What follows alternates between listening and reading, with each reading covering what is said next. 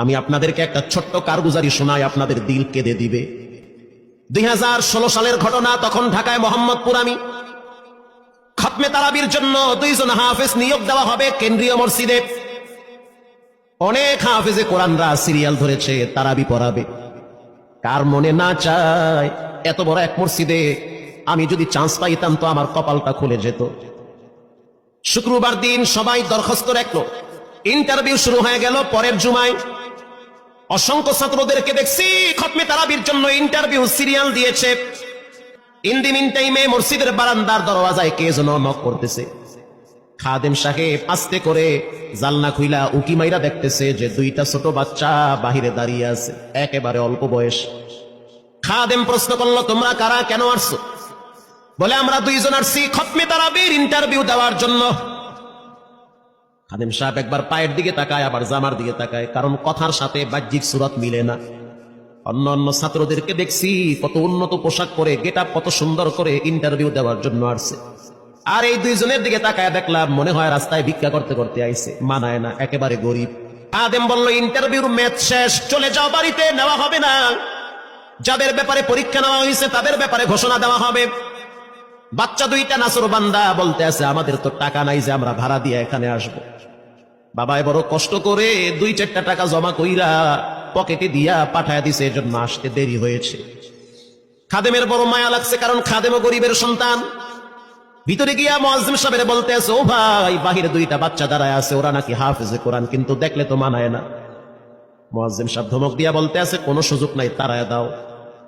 খাদেম গিয়া ইমামের কানে কানে বলতে আছে, হুজুর, বাহিরে 2টা বাচ্চা দাঁড়িয়ে আছে, চেহারার ভিতরে এত মায়া, কিন্তু বাহ্যিক সুরত মিলে না, ওরা নাকি কোরআনের হাফেজ। পাশেই তো রহমানিয়ার মুহাদ্দিস সাহেব বসা আছে, তিনি বলতে আছে, কি ব্যাপার, ফিসফিস করে আপনি কি বলতেছেন? বলে, হুজুর, বাহিরে 2টা বাচ্চা দাঁড়িয়ে আছে, তারা খতমে তারাবির ইন্টারভিউ দিতে চায়। মুহাদ্দিস সাহেব বলল, কোনো কথা নাই, আল্লাহর ঘরের দরওয়াজা খুলে দাও, এখানে কোনো পার্সিয়ালিটি চলবে না। আল্লাহর ঘরের দরওয়াজা সবার জন্য খুলে দেওয়া হবে, আসতে দাও, ভিতরে বসতে দাও।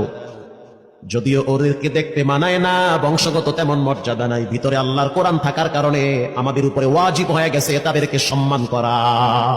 এবার বাচ্চা 2টা বাহিরে উজুখানায় গিয়া সুন্দর করে উজু বানাইল। উজু বানাইয়া ভিতরে ঢুইকা আমি তাকায় দেখতেছি লঙ্গির এক মাথা নিচে আর এক মাথা উপরে, এতটাই ভয়াবহ অবস্থা। কিন্তু আজীব দৃশ্য, 2 জনের চেহারা একই রকম লাগে। 2 জনের চেহারা একই রকম লাগে, কে বড় কে ছোট বোঝা বড় কঠিন হয়ে গেছে। মুসলমান ভাইরা আমার, ইমাম সাহেব প্রশ্ন করলো, তোমরা 2 জনের বাড়ি কোথায়? বলে, আমরা নারায়ণগঞ্জে ভাড়া থাকি। বাড়ি কোথায়? বলে, আমাদের বাড়ি কুড়িগ্রামে। কুড়িগ্রাম থেকে ঢাকায় কেমনে আসছো? বলে, বাবাই ঢাকায় নিয়ে আসছে। কয় মাসে কোরআন শরীফ খতম করেছো? বলে, আমরা 2 জনে 11 মাসে 30 পারা কোরআন খতম করেছি। ইমাম সাহেব একবার চেহারার দিকে তাকায় আর একবার পায়ের দিকে তাকায়। স্থানীয় গণ্যমান্য অনেক ব্যক্তিরা তাকায় আছে এদের দিকে। ইমাম সাহেব বলতে আছে, বাবা, তারাবির ইন্টারভিউ শেষ হয়ে গেছে, বাড়ি চলে যাও। যেটা একটু দেখতে ছোট, ও চোখের পানি দেখলাম টিস্যু দিয়া মুছতেছে। কেন কাঁদতেছো? বলে, আমরা গরিব, তার জন্য মনে হয় আমাদেরকে তাড়ায়া দিতেছে। আমরা জানতাম না ইন্টারভিউ তাড়াতাড়ি শেষ হয়ে যাবে, আসতে দেরি হয়েছে, কারণ আমাদের তো ভাড়া টাকা ছিল না, বাবাই কষ্ট করে কিছু টাকা দিয়েছে, সেটা দিয়ে এখানে আসছি।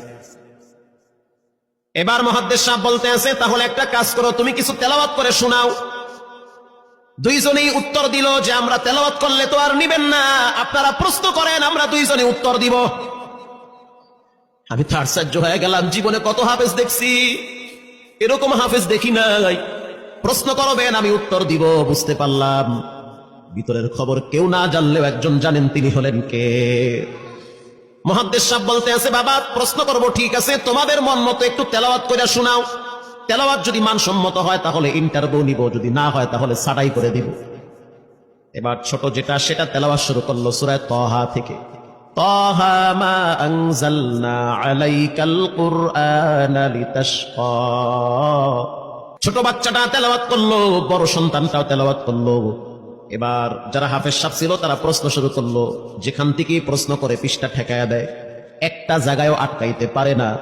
এমনকি বাচ্চা 2টা এটাও বলেছে, যদি আপনাদের যদি ধৈর্য থাকে তো আমরা 2 জনে পুরা 30 পারা এখানে এক দাঁড়ানে পড়ায়া দিব, আশা করি একটাও বাঁচবে না। এত সুন্দর পড়াশোনার পরে মোতাল্লি সাহেব বলল সব বাদ, আমার কাছে এই দুইজনই পছন্দ হয়েছে। এই দুইজন রে মোতাল্লি সাহেব দাঁড়াইতে পারে না, হুইল চেহারে বসে থাকে, কাছে ডাইকা বুকের সাথে জড়ায় ধরছে আর বলতে আছে, আল্লাহ, এমন একটা সন্তান যদি আমার থাকতো জীবনটা ধন্য হয়ে যেত, আমার মৃত্যুর পরে একটু হইল তেরা কোরআন তেলাওয়াত করতে পারত। নিয়োগ হয়ে গেল, তারাবি শুরু হয়ে গেছে। মোহাম্মদপুর থানায় গিয়া খবর নিয়ে দেখে অনেক পুলিশরা এই বাচ্চার পিছনে দাঁড়ায় দাঁড়ায় নামাজ পড়ে চোখের পানি ছেড়ে কেঁদেছে। শুধু তাই নয়, অনেক হিন্দু মহিলারা পর্যন্ত রাস্তায় হাঁটার সময় তেলাওয়াতের আওয়াজে দাঁড়ায় দাঁড়ায় কোরআন শ্রবণ করেছে। শুধু তাই নয়, অনেক বড় বড় ডাকাত, মাস্তান, সন্ত্রাস, কিশোর গ্যাংরা পর্যন্ত দাঁড়ায় দাঁড়ায় কোরআনের আওয়াজ শুনেছে।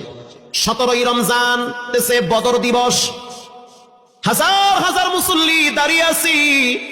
ইমাম সাহেব জানে না যে এরা দুইজনে আপন মায়ের পেটের ভাই হয়, এটা ইমামের জানা নাই। দুইজনে তারাবি চলতে আছে, চমৎকার পড়া, পিছনে শত শত মাওলানা মুফতি দাঁড়ায় থাকে। মনে হইতেছে তেলাওয়াতের আওয়াজে আর এক জগতে হারিয়ে যায়, এত সুন্দর পড়া।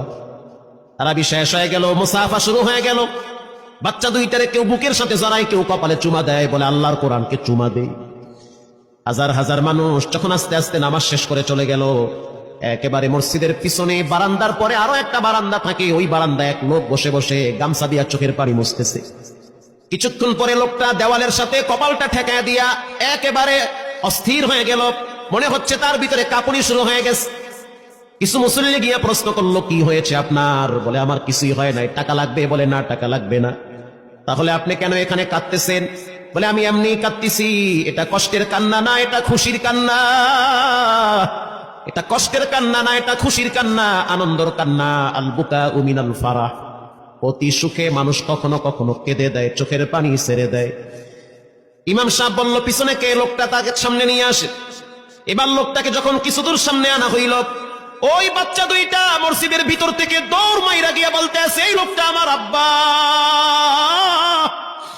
ইনি আমার আব্বা হয়। ধমক দিবেন না, রাগ করবেন না, আমার আব্বা ঢাকা শহরে রিক্সা চালায়, রিক্সা চালায় চালায় আমাদের দুইটা ভাইরে কোরআনের হাফেজ বানাইছে। ইমাম সাহেব ধমক দিয়া বলতে আছে, আপনি কেন দেরি করলেন? আগে কেন আসলেন না? রিক্সাওয়ালা বলতে আছে, আমি যদি আগে আসতাম আর যদি পরিচয় দিতাম আমি রিক্সাওয়ালা, হয়তো আমার বাচ্চা দুইটারে মানুষ খোটা দিবে যে রিক্সাওয়ালার পোলা। এজন্য আমি আসি নাই, দূর থেকে নামাজে কোরআন তেলাওয়াত শুই না, আবার আস্তে করে দূরে চলে যাই। মাঝে মাঝে বাচ্চা দুইটার সাথে দূর থেকে আইসা দেখা করি।